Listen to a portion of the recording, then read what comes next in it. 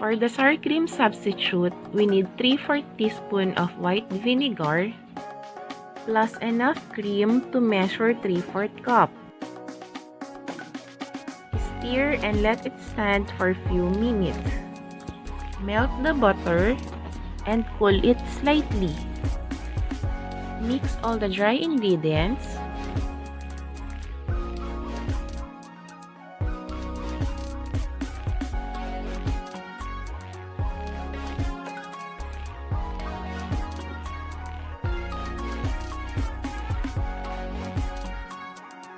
Combine all the wet ingredients.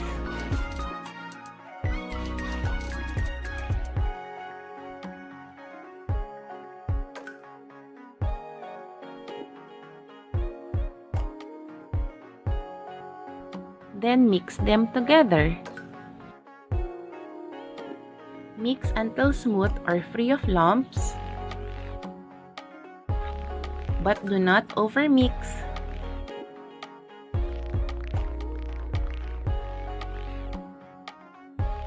And then set aside.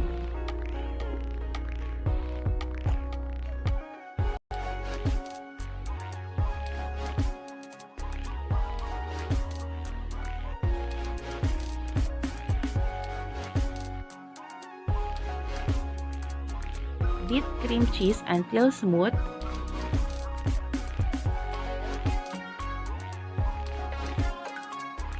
Add salt, sugar,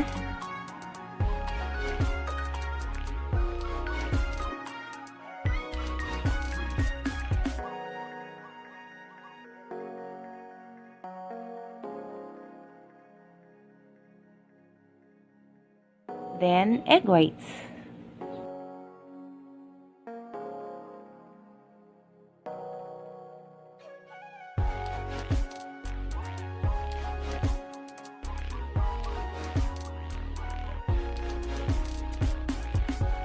Fill your 3-ounce cupcake liner with 1/4 cup of the butter.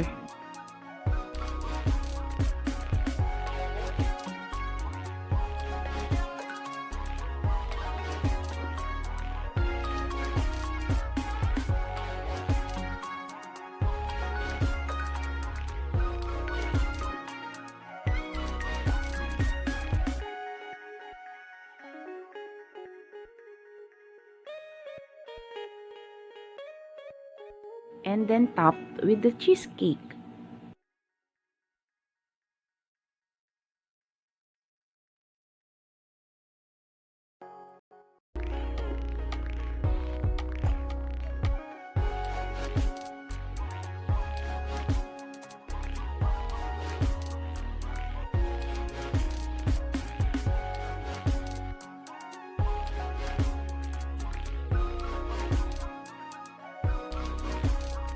Sprinkle with some chocolate chips.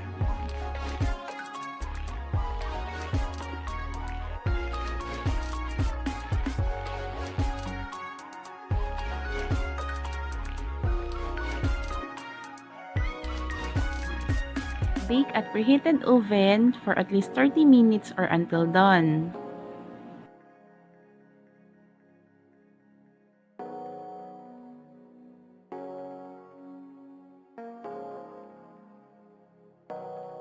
It will not come out clean because it has a cheesecake. That's why